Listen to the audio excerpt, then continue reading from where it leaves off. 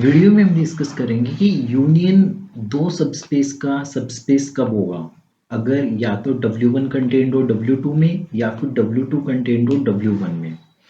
तो सबसे पहले हमारे पास क्या है, गिवन क्या है हमारे पास ये टू वे रिजल्ट है। आपका ये इंप्लाई करेगा इस वाले पार्ट को और ये वाला पार्ट इंप्लाई करेगा इस वाले पार्ट को। तो सबसे पहले हम मान के चलते हैं कि हमारे पास गिवन है कि W1 is subset of W2 and W2 is subset of W1। या तो ये इसका सबसेट है या ये इसका सबसेट है, ठीक है। तो उस केस में हमें रिक्वायर्ड टू प्रूव क्या है, हमें प्रूव करना है कि W1 union W2 is a subspace. हमें ये प्रूव करना है।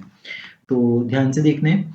सबसे पहले मान लेते हैं कि W1 is subset of W2। तो उस केस में W1 यूनियन W2 किसके इक्वल हो जाएगा, ये तो W2 के इक्वल हो जाएगा, क्योंकि बड़े वाला सबस्पेस कौन सा है, W2 है। तो यूनियन किसके इक्वल हो जाएगा, W2 के इक्वल।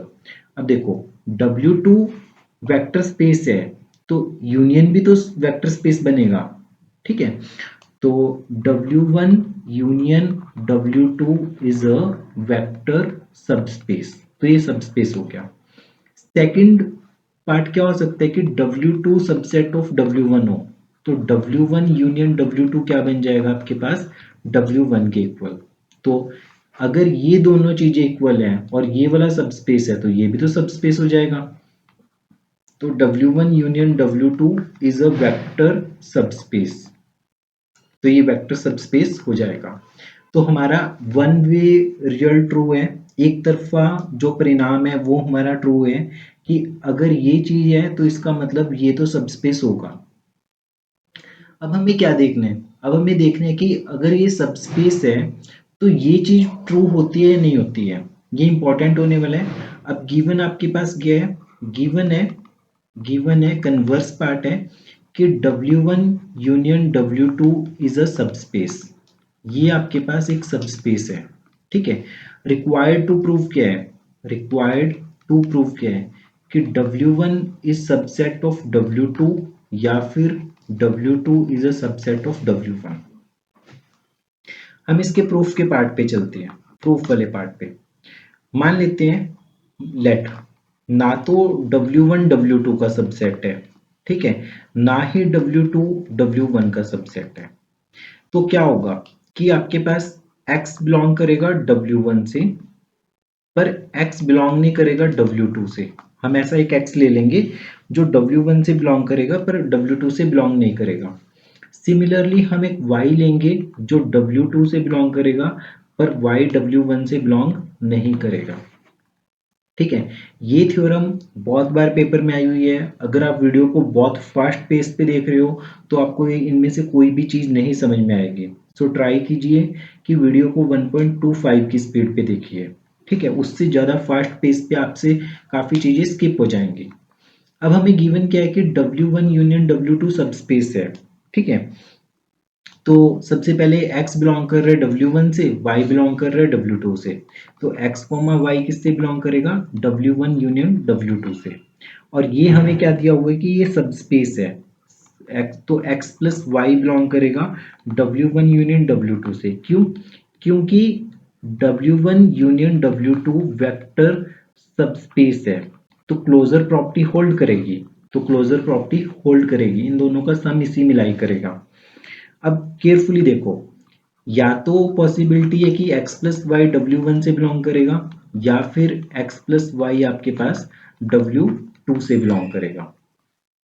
अब हमें क्या पता है कि अगर ऐसा होता है तो x बिलोंग करता है W1 से, तो इन दोनों का डिफरेंस भी तो बिलोंग करेगा आपके पास W1 से, ठीक है।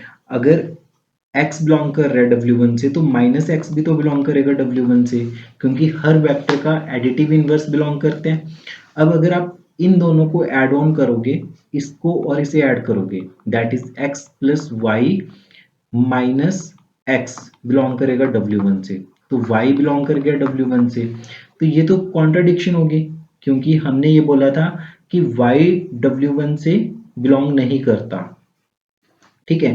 तो ये कॉन्ट्राडिक्शन होगी आपके पास। सेकंड केस में क्या हो सकता है कि जैसे x प्लस वाई बिलोंग कर रहा है W2 से, तो हमने क्या लिखा कि y बिलोंग कर रहा है W2 से, तो माइनस वाई भी तो W2 से बिलोंग करेगा।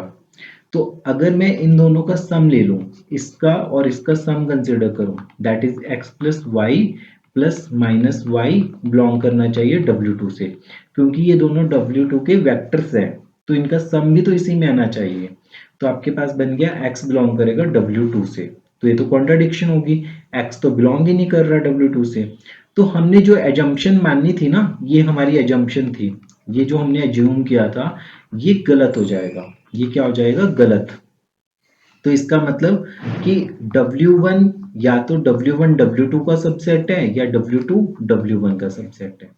तो हेंस ये थ्योरम आपकी प्रूफ हो जाएगी कि दो सबस्पेस का यूनियन सबस्पेस तब होगा अगर उन कोई एक सबस्पेस दूसरे में कंटेन्ड हो, तब उस केस में। ठीक है, तो ये आपके पास एक इंटरेस्टिंग और एक इजी थ्योरम थी जो कि पेपर में काफी बार पूछी जा चुकी है। अगर मैं मेंशन करूं जो बुक में लिखा हुआ है, तो ये आपके पास पीयू में 2009 में, 2011 में, 12 में, 13 में, 14 में, 15 में और भी मल्टीपल टाइम्स पूछी जा चुकी है।